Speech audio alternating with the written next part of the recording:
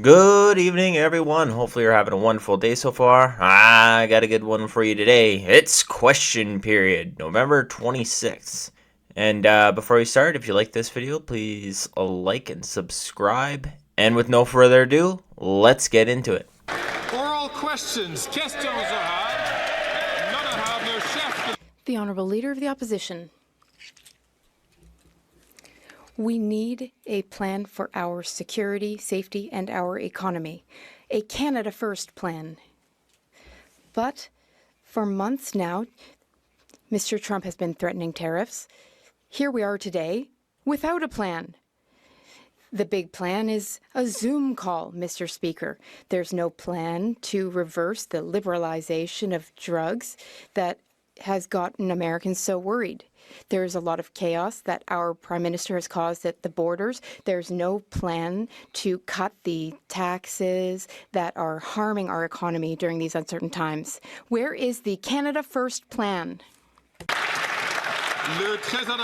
Right Honourable Prime Minister.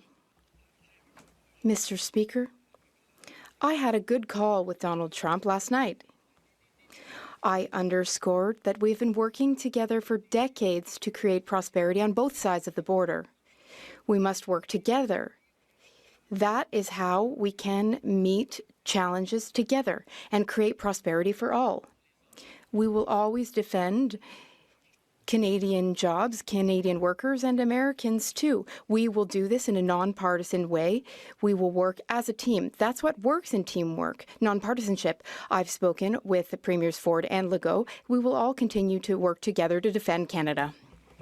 I wouldn't call a good call when you call up the next president and then you have a big talk to him about Canada and the United States, and then 10 seconds later, Donald Trump comes out and says that there's going to be a 25% tariff in Canada. And so you get on another call with him.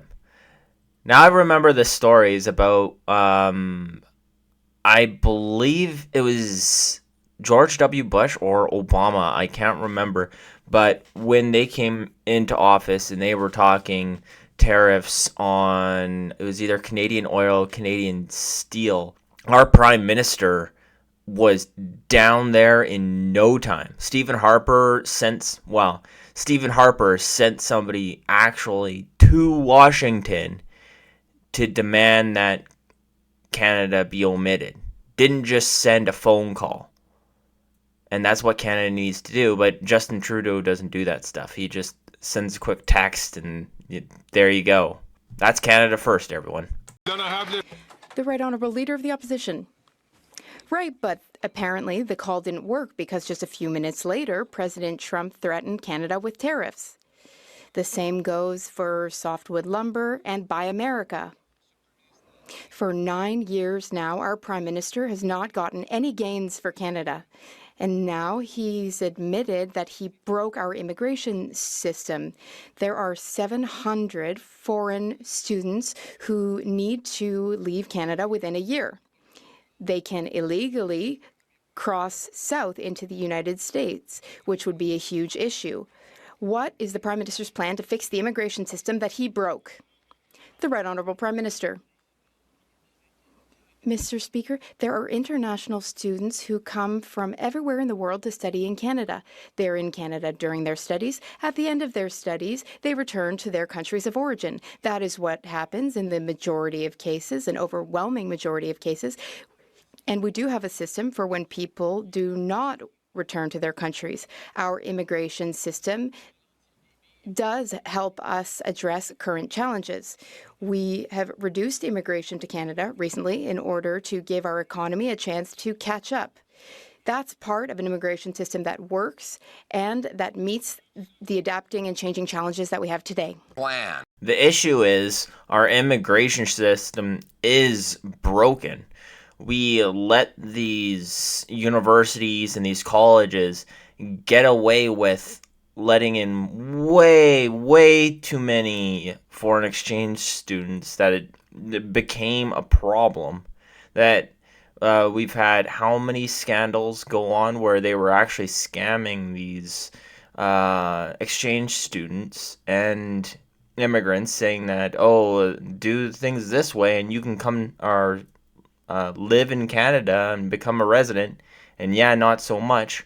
And so our immigration system was just flooded with people, and our government's just so slow to react. Now nobody can get a doctor.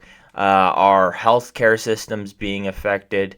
The US is looking at us like, oh my gosh, like these people are, if they can't get residence in Canada, they're going to be coming down here. It's a way bigger problem than it was back in the Harper era.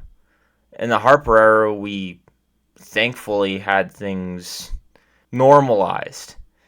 And Trudeau tends to tout that, oh, we're lowering immigration, but you're still increasing immigration every year. And just in case you think I was lying, here's straight from StatsCan, the government itself. So international students, unfortunately, we don't have the 2024, but did our Minister of Immigration not say in 2023 that they were going to be lowering the amount of international students? Well, as you can see, from 2020, we had a low amount. We all know what happened in 2020 and why we have so little. And then it exploded almost by 200,000 people. And now it's slowly going up. And mind you, this is just international students. By like 100,000 to 2022, and then another 130,000. So it's increasing, not decreasing. Since from 2021 to 2020, it was 100,000. And here's the temporary foreign workers, work permit holders. I noticed this IMP in the temporary foreign workers permit chart, and it seems to just have exploded after 2022. Massively. And temporary foreign workers, it's only been going up. It's been going up and up by quite a bit. As you can see, from 2021 to 2022, it went up about 30,000, and then it pretty much exploded by 50,000, I guess. But what are they talking about when they call IMP? It's the International Mobility Program. What is the International Mobility Program? The International Mobility Program lets an employer hire a temporary worker without a labor market impact assessment. So they say a temporary foreign worker is for hiring foreign workers who need LMIA. So these people are people without labor market impacts. So these are not temporary foreign workers, totally separate. In 2023, you can see, just add these two things together, and it's more than 900,000 people in 2023 are quote-unquote foreign workers, or these people on the IMP program. But these are new Canadians. And that's on top of the 682,889 people. So when the government says that they're lowering the amount of people coming in, they're not. They're not. Their statistics show that they're not. But that's enough of that rant. Let's get back into question period. For economy and security that puts Canada first. But despite the fact the Prime Minister has known for years that Trump was threatening these tariffs, and for 3 weeks that President Trump had won the election, the only plan he has is a Zoom call. No plan to reverse his disastrous liberalization of drugs that have killed people and now threaten our borders.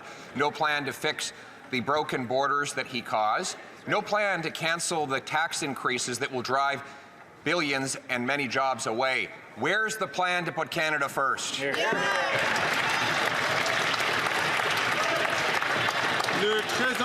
The Right Honourable Prime Minister. Instead of panicking and falling back on slogans like the Leader of the Opposition, we rolled up our sleeves and we're getting to work. We're working with all the premiers, pulling together in a Team Canada approach, because that's how we defend Canadian jobs from coast to coast to coast. I spoke with Donald Trump yesterday evening, talked about how important it was for us to work together to solve some of the challenges we're facing as a continent, as countries, but also work to grow our economy, protect our workers on both sides of the border. This is the responsible, methodical approach we're taking as we move forward, while our opponent falls back on slogans and fear. The Honourable Leader of the Opposition.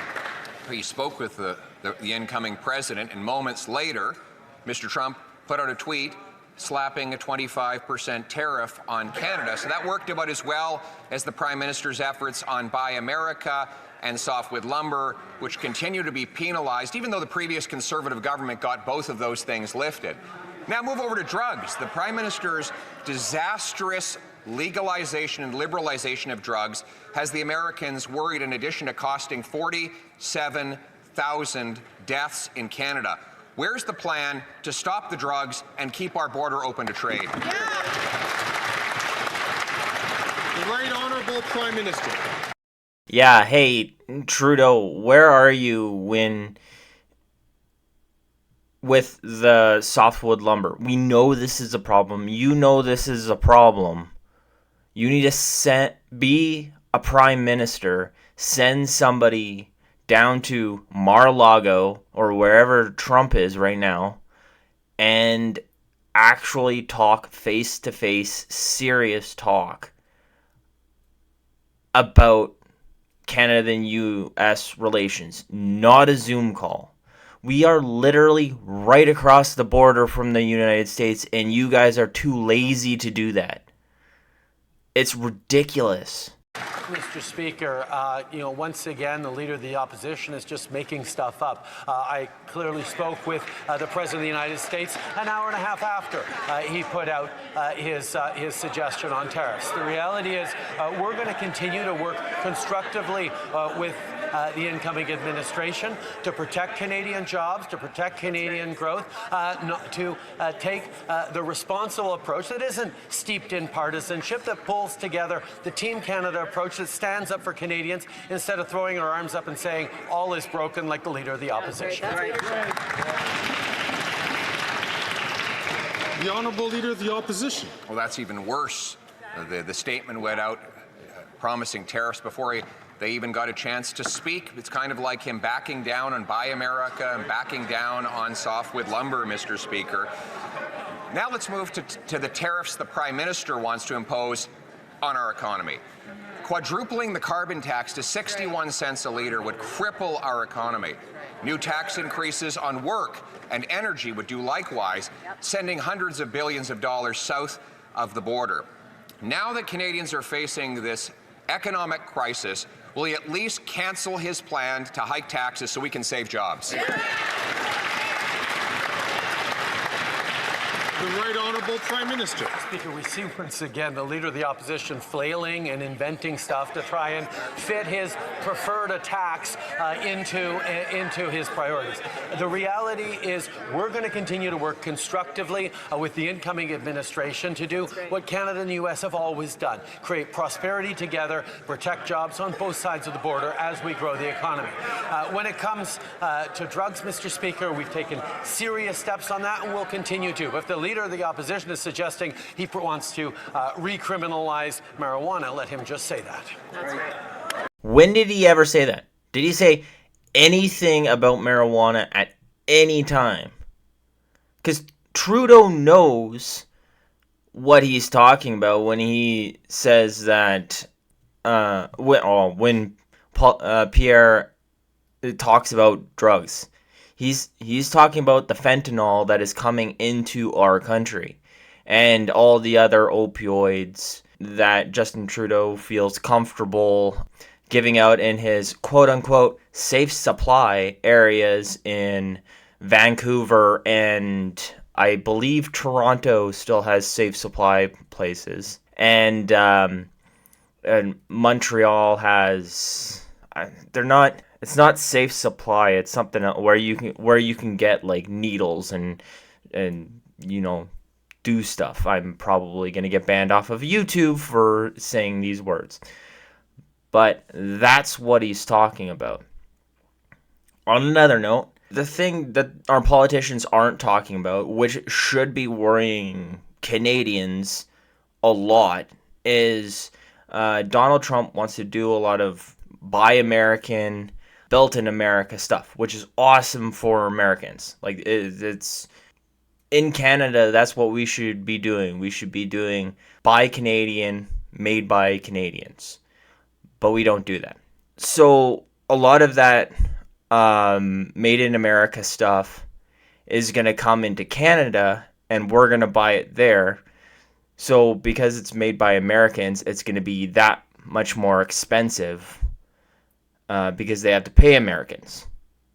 So that means in Canada, with the tariffs and with the conversion rate factor between the dollar and Canadian, it is going to cost us a ton more to buy whatever that is made in America. So my question to Justin Trudeau is, where are you with the made in Canada, buy in Canada? If Donald Trump's going to do it, why don't we do it?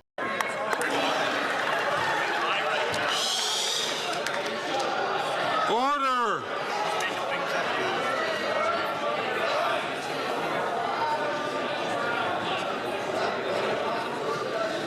You're asking your caucus if that's right?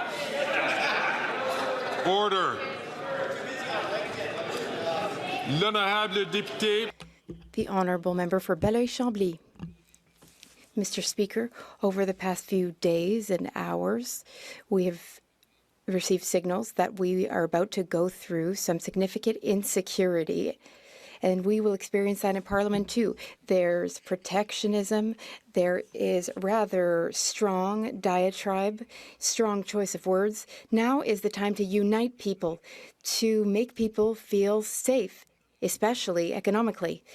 We should support the most fragile and the most vulnerable in our society. The Prime Minister, is he willing to reconsider his rebate plan so that seniors can feel that they are economically and financially secure? The Right Honourable Prime Minister. Mr. Speaker, Canadians are struggling to make ends meet. We're aware of that. That's why we're offering a tax break to everyone for the next few months on groceries, on clothing for children, on all sorts of items that Canadians buy regularly. We're also looking into ways to acknowledge that workers in this country have carried a heavy burden the past few years. They have protected our economy. We want to protect the economy. We want to protect them and their loved ones. We want to acknowledge the hard work of hardworking Canadians. The Honourable Member for Belleuil-Chambly. So you haven't explained how you're going to pay for this. Are you going to increase taxes somewhere else? Oh, wait, yes, you are. You're going to increase the taxes in April with the carbon tax. And you're also going to increase the deficit as well. I've lost, I think it's up to 50 billion right now is our deficit, where we had Chrysler Freeland in the summer saying like, oh, we won't go above 30 billion in a deficit this year. We're already at 50. So yeah, that'll be no. But let me know what you think down below. Am I wrong with how bad our deficit is? Or am I right? What do you think about taking the GST tax off of all of these materials that we use on a daily basis? Is it good? Is it bad? Let me know in the chat down below. And if you like this video, please like and subscribe, and have a great day.